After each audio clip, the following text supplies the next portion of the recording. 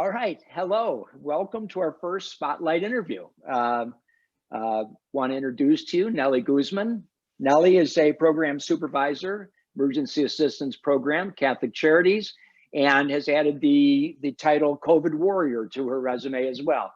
Nelly, thanks for being with us. Thank you.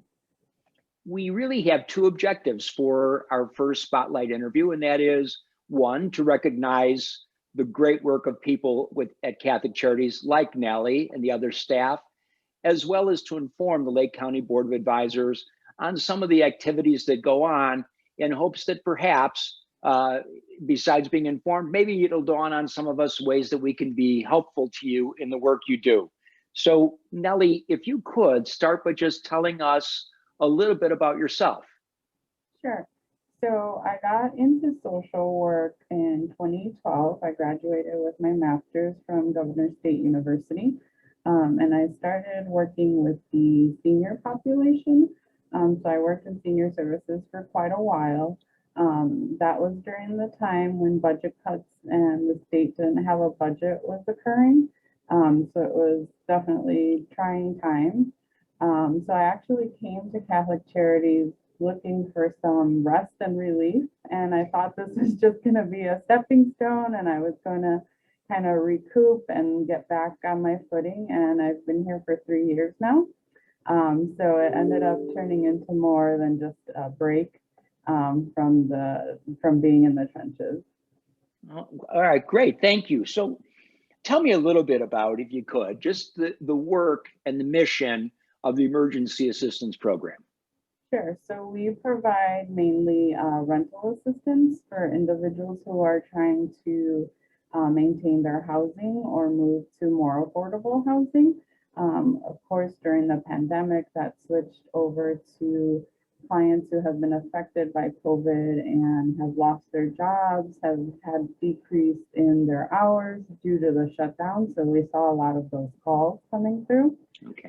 So being able to provide that rental assistance so that they can maintain a roof over their head was a big part of what we've been doing. We also provide shelter services in the form of a voucher where we're able to give clients weekly stays at a motel until they secure further, more permanent housing. Okay. Tell us a little bit about how the pandemic has impacted your work and the work of your agency. Sure. So it has pretty much quadrupled our workload. We have spent about $500,000 in funding just related to COVID specific. So that's more than what we do on a regular program year. So it's just incredible to see the need that is out there.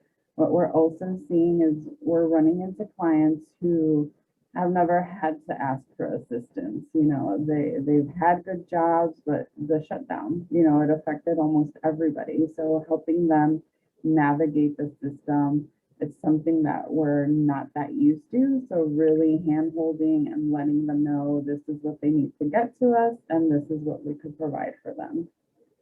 Is that increase in volume the biggest challenge you're facing, or what would you say is the biggest challenge that you face right now? The biggest challenge is most of us are social workers, so we're used to the human interaction. We're used to seeing our clients face to face. We're used to being able to just have them come into the office and drop off the paperwork that they need. So just that learning curve on how to navigate everything through the phone, through email, through our Dropbox, that's been the struggle for us, because we're so used to being face to face with our clients, and we want to be supportive to them. So it's just a different way of navigating that. Yeah, I guess when social work is right in the title and we're living in a world of social distancing, that's kind of at odds, huh? Right, exactly. I'm curious, this video will be seen by members of the Lake County Board of Advisors. What are some ways that the members of that Board of Advisors can be helpful to you and emergency assistance? Sure. So really, I think what we need is just the support from all the board members and acknowledgement that you guys are there for us. You know, we have tons of funding coming from everywhere. We have so much we're trying to spend, but really what's been difficult, at least for us who have been in the office, is that we're at a higher level of exposure to COVID.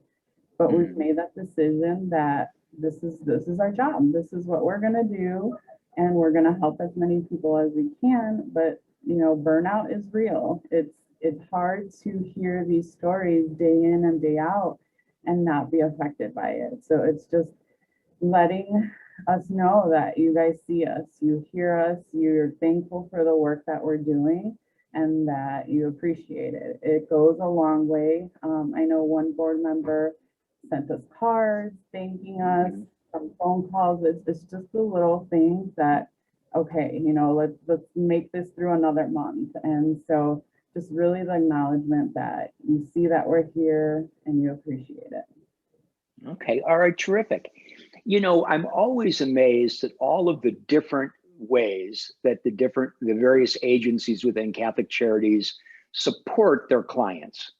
Can you think of perhaps a service that you provide that we might be surprised to learn you're called upon to provide?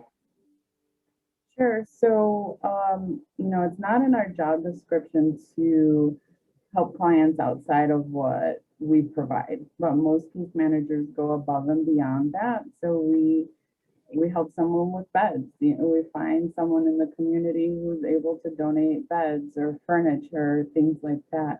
We puzzle piece together how we can pay a complete ComEd bill. So it's really a talent that most case managers have figured out how to navigate the systems, how to collaborate with other agencies to make sure that we fully support the client in what they're looking for. All right, terrific.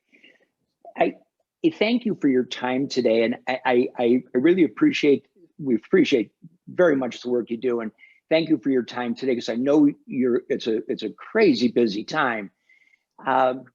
Before we sign off, I would ask you maybe if you could think of a story that you could share with us, a client story or a particular story that you think would drive home the importance of the work that goes on with you and your peers. Sure. So there's so many to choose from right now. We're hearing day in and day out how people are being affected by COVID, but one of the most impactful ones is a widow who actually called us, you know, crying on the phone. We had to try to console her so she could tell us what she needed. And we ended up finding out that her husband passed away from COVID. He was the sole breadwinner for the family. So she's now left with 2 little ones and no income. So trying to figure out how she picks up her pieces from there and puts her life back together. It was heartbreaking, you know, but we were able to supply her with food, supply her with rental for 6 months so she doesn't have to worry about that while she's trying to make arrangements to bury her husband. So it's just story after story, but that one really tugged at our heartstrings. You know, her whole world was turned upside down. All right, thank you.